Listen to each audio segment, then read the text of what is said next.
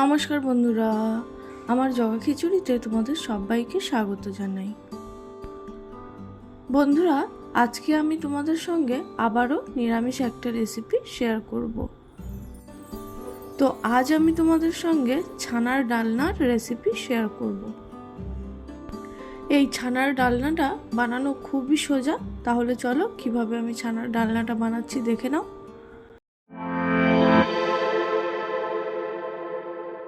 ছানার ডালনা বানানোর জন্য লাগবে ছানা। তার জন্য এখানে আমি দুধ গরম করে নিয়েছি।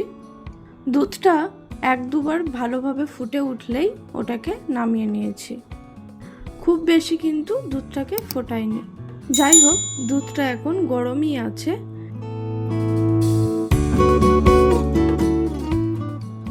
এখন এই গরম দুধের মধ্যেই বেশ খানিকটা জলের সঙ্গে 2 চামচ ভিনিগার মিশিয়ে রেখেছিলাম। সেই ভিনিগার মেশানো জলটা অল্প অল্প করে দিতে থাকবো। সম্পূর্ণ ভিনিগার মেশানো জল কিন্তু একসঙ্গে দিয়ে দেব না, অল্প অল্প করে দিয়ে এইভাবে মেশাতে থাকবো। দেখো বন্ধুরা, দুধটা সম্পূর্ণ ছানা কেটে গেছে, দুধের জল একদম পরিষ্কার হয়ে গেছে। এবার এই ছানাটাকে খুব ভালোভাবে জল ঝরিয়ে নেব। এদিকে দেখো, একটা বাটির মধ্যে অল্প একটু কাজু বাদাম ও 4 মগজ বাটা নিয়েছি। এই কাজু বাদাম ও 4 মগজ বাটাটার মধ্যে দিয়ে দেব পরিমাণ মতো নুন, হলুদ গুঁড়ো, সামান্য একটু লঙ্কা গুঁড়ো, কাশ্মীরি লঙ্কা গুঁড়ো, জিরের গুঁড়ো আর দেব আদা বাটা। এবার এগুলোকে সব একসঙ্গে ভালোভাবে মিশিয়ে নিয়ে একটা মশলা বানিয়ে রাখবো। বন্ধুরা, ছানাটাকেও খুব ভালোভাবে জল ঝরিয়ে একটা থালার মধ্যে নিয়ে নিয়েছি।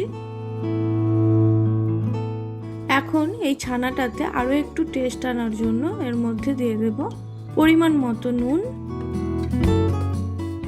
জিরের গুঁড়ো ও অল্প একটু চিনি।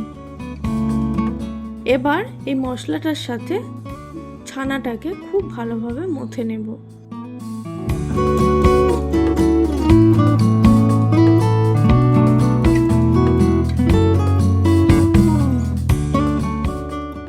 দেখো, ছানাটাকে খুব সুন্দরভাবে মথে নিয়েছি। এখন এই ছানাটাকে ভাগ ভাগ করে নেব।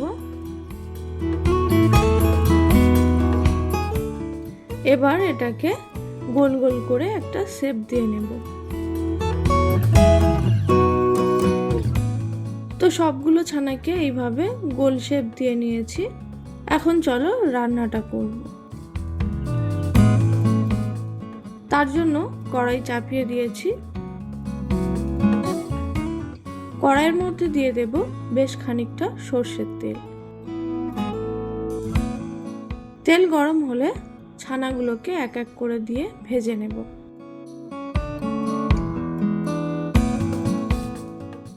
ছানাগুলোকে উল্টে পাল্টে একটু লাল করে ভাজতে হবে।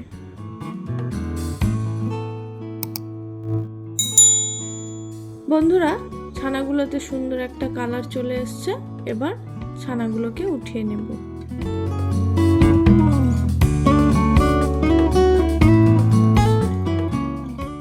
এখন ওই একই তেলের মধ্যে একটা শুকনো লঙ্কা,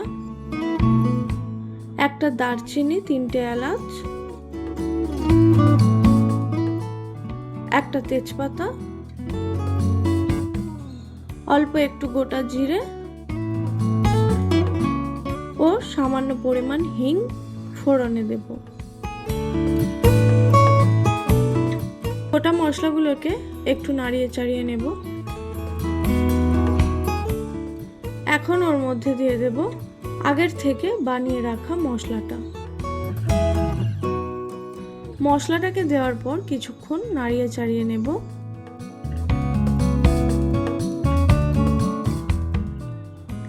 এবার মশলার বাটিটা ধুয়ে সামান্য একটুখানি জল মশলাটার মধ্যে দিয়ে দেব। জলটা দেওয়ার পর মশলাটাকে আবারও কিছুক্ষণ কষাবো।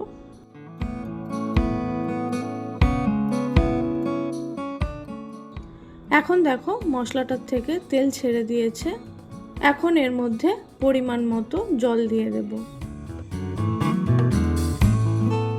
জলটা দেওয়ার পর সবকিছুকে খুব ভালোভাবে মিশিয়ে নেব।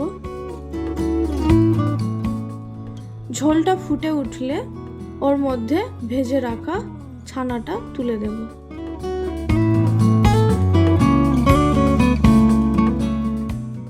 তার সাথে দেব স্বাদের জন্য চিনি। এখন ঢাকা দিয়ে এটাকে 3-4 মিনিট রান্না করে নেব।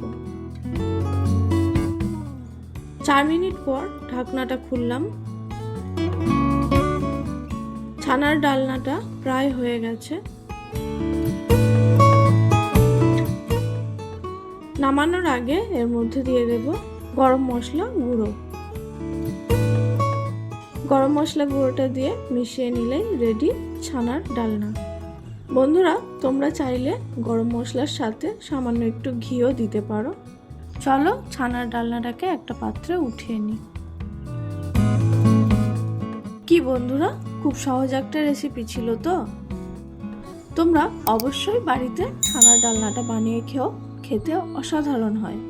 তাহলে আমার আজকের এই ছানার ডালনার রেসিপি তোমাদের কেমন লাগলো অবশ্যই কমেন্ট করে জানিও। আর আমার ভিডিওগুলো যদি তোমাদের ভালো লাগে তাহলে একটা লাইক করে দিও ও আমার চ্যানেলটিকে সাবস্ক্রাইব করে দিও। আজকের মতো এই পর্যন্তই রাখছি। দেখা হচ্ছে পরের কোনো এক ভিডিওতে। ততক্ষণের জন্য টাটা।